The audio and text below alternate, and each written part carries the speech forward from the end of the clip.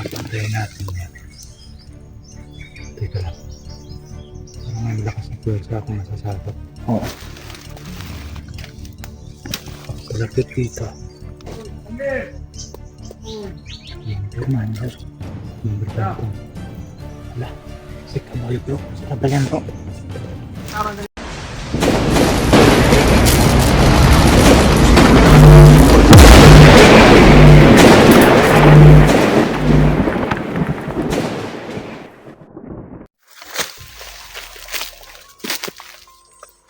Yung po mga pala. Relax muna kami ni Brother Jerome. Sa unahan po may ano naman, may presensya. Isang presensya pero medyo malakas po. Sana makuha na namin si Commander po habang hindi pa madilim or hapon pa lang. Kasi hindi po pwede na magtagal kami dito kasi may mga responsibilidad din kami sa pamilya namin. At kung sino man yung makita namin dito ng mga ibang kapatid natin na tutulungan natin. Sana nakita namin yung ibang bihag. Doble ingat lang kami talaga. Idol lang kasi dalawa lang kami. Kasi si Dudoy busy po yun. Ang mga lakad. Depende na lang po sa kanya kung susunod siya. Basta sa amin lang na magawa namin yung yung may tutulong namin sa mga kapatid namin na nangangailangan din. Kahit man wala kaming kapatid o wala tayong mga kapatid na hunters o yung pamilya nila na nasa kamay ng kalakal, lalabanan pa rin natin yung mga masasama. Yan lang talaga yung kaya namin iambag. Wala na tayong ibang maano bro. Kundi yan na lang yung natin. Kahit medyo delikado. Parang yung daan ng Panginoon sa atin. Pag hindi natin to gawin bro, kawawa yung mga kapatid natin bro.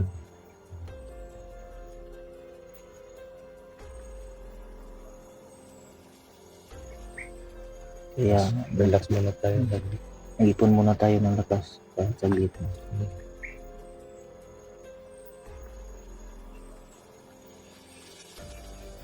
Gano ako nilagyan ko ng bandana yung ulo. Sinuot mo din yung isa.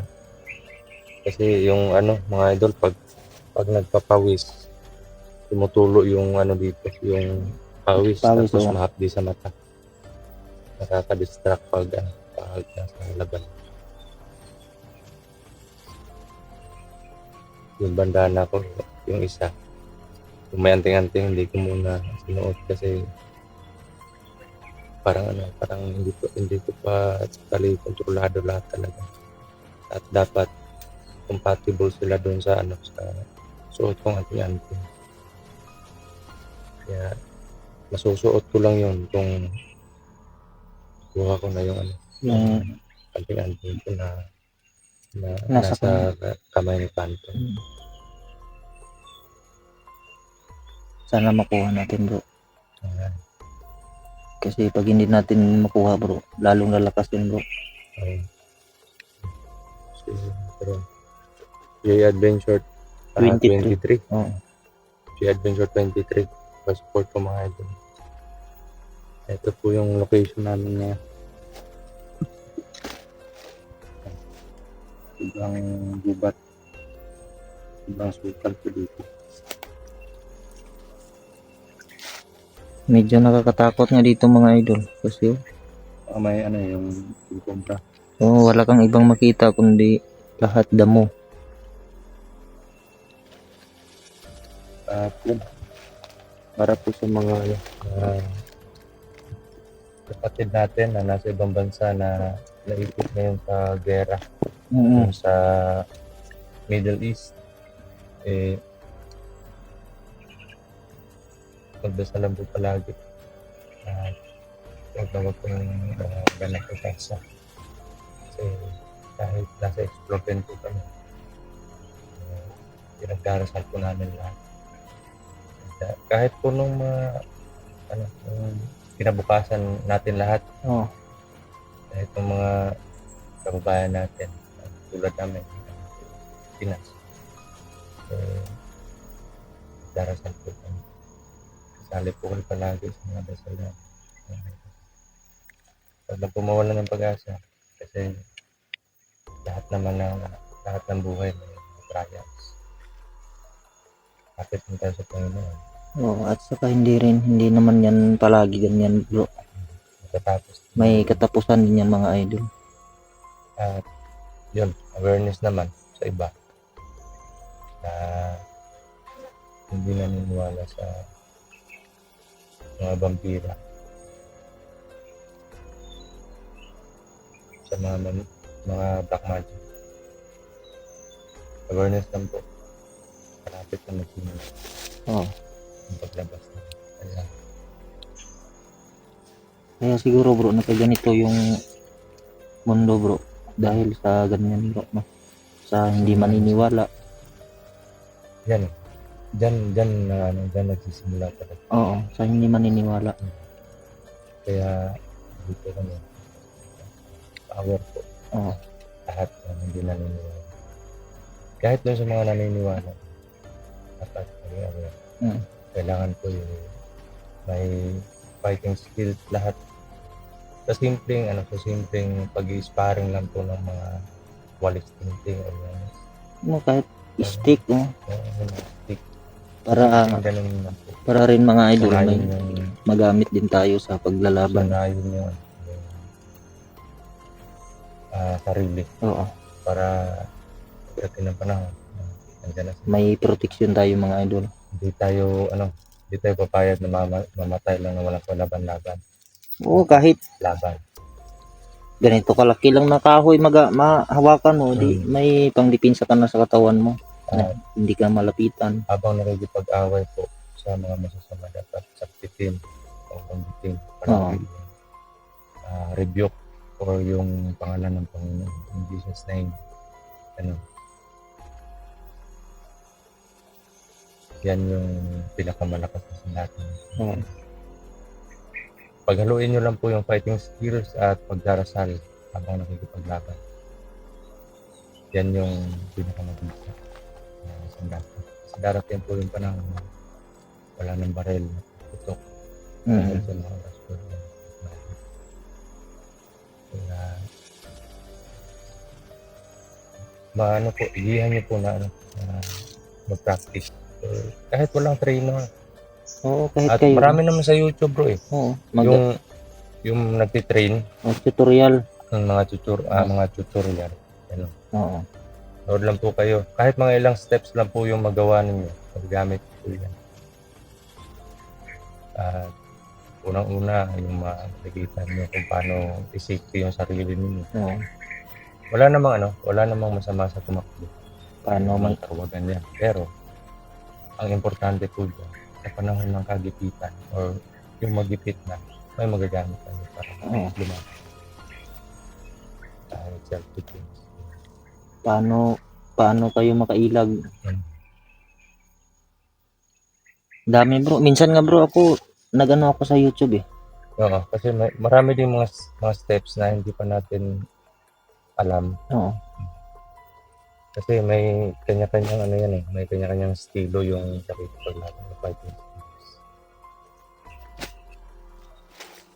May combat martial arts, Muay Thai, or yung Taekwondo, parang ganun. May Harness, Chaku. mo. Pero yung pinaka ano ko talaga no, yung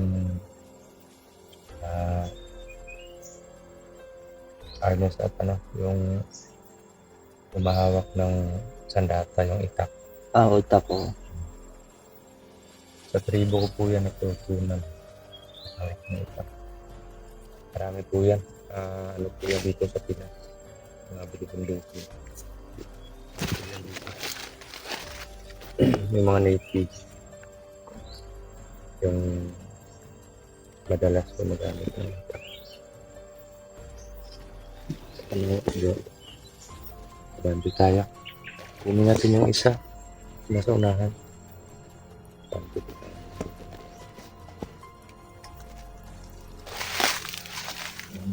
tayo. Kahit malakas yung situation niya, kaya lang. Katansya lang namin. Katansya ko lang. Agad lang. Pero, doble ingat tayo mga idol. Mga maliit lang. Dalawa lang kami mga idol. Kalaban na. Hindi na alam kung paano lakas mga idol. Mas pwede yung bago yan.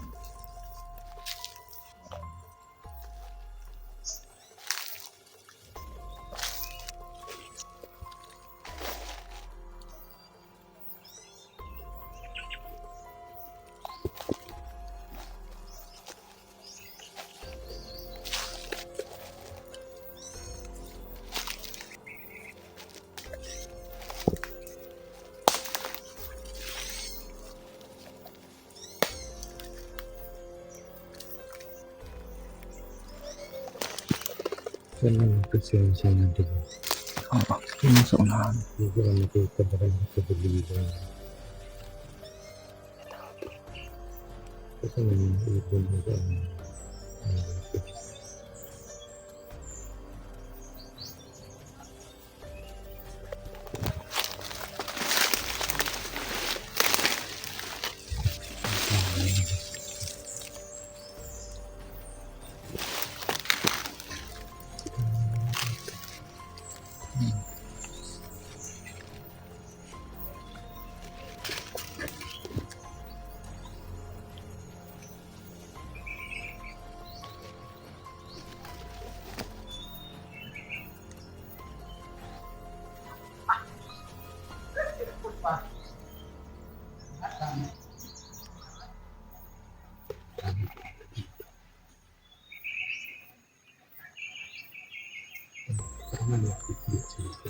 Oo, may mga dala. sarang yung kanina gusto tumama sila dito.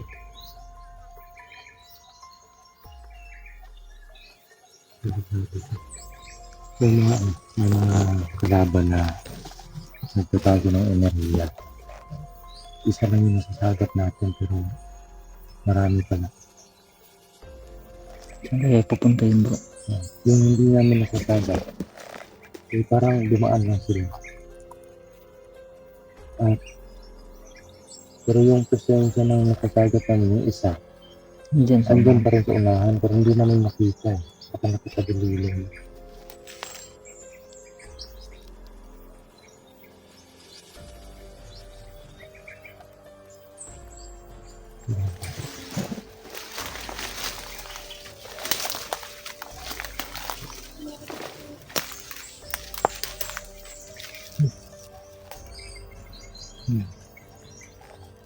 Sige.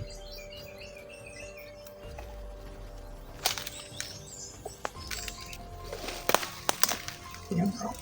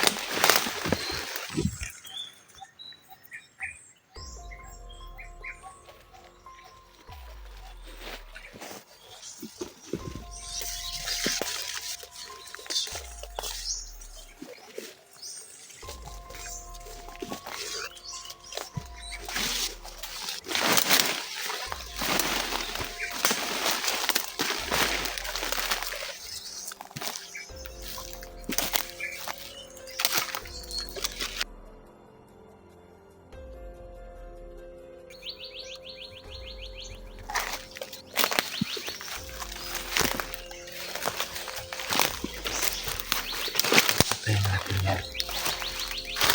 Papantayin natin yan. Teka lang. Parang may lakas na pwersa ako nasasabot. Oo. Kalapit dito. Commander. Number Phantom. Wala. Si Kaboy bro. Sila ba yan bro? Tama na niya.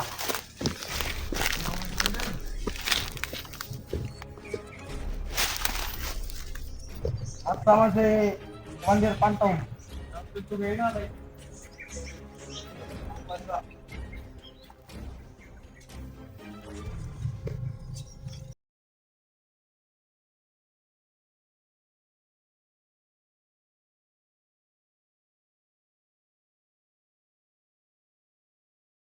Kasama niya talaga yung nagsorbe kanina.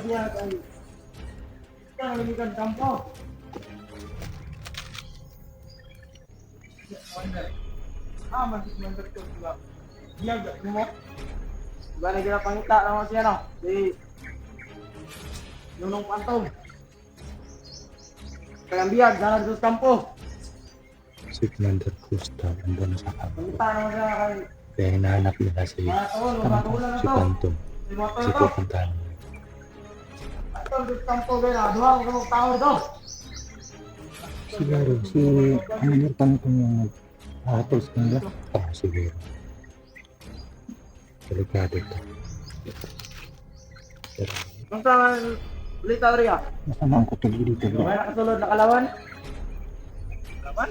Pero hindi, kailangan hindi sila makita ni Phantom. Hmm.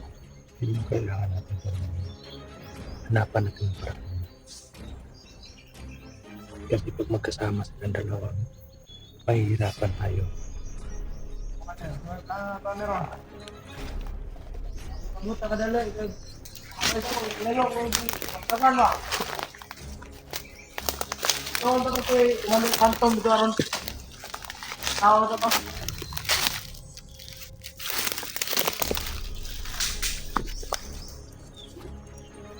Bisa ba ka tinood ang mga buti ito sa kampo na di yung doon yung kayahan ng mga kalaban riyan.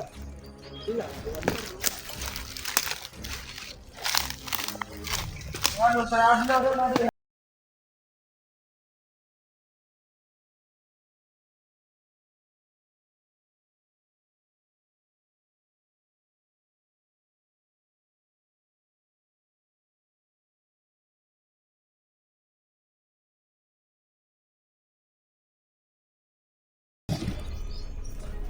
Kita mo na kalaban niyo Drea.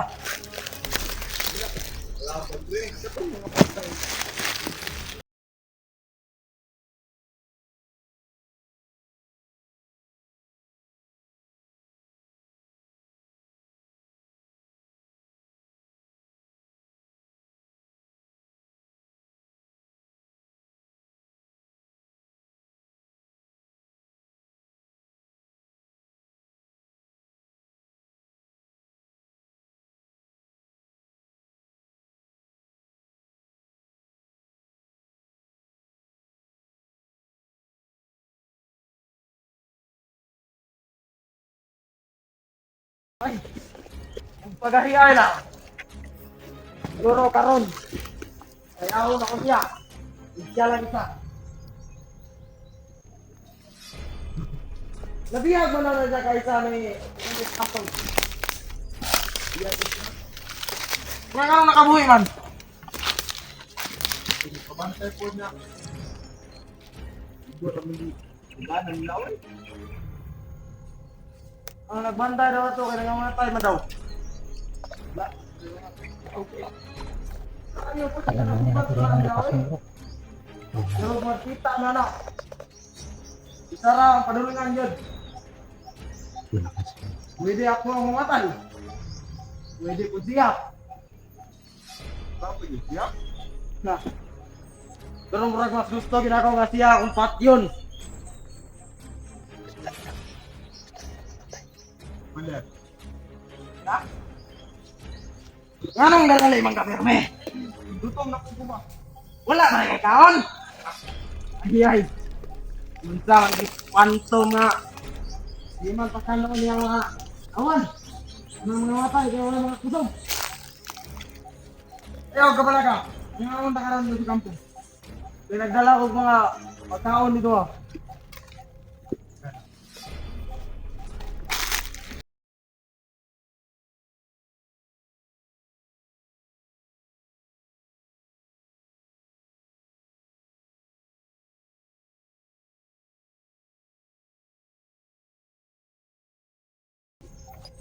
Mga to, ganda balita to. Subuhat pang pulyan. Pupuntahan na nila sa pinagpantamaan natin nila. At gusto niya talaga punta tayo. Oo. Gusto niya daw subukan. Kung magtatagpo man kami, dalawa lang daw yung pwede nangyari. Pwede siya yung anak, pwede yung ako. Tara bro, sundan natin at hindi pwedeng makita sila. Tara na.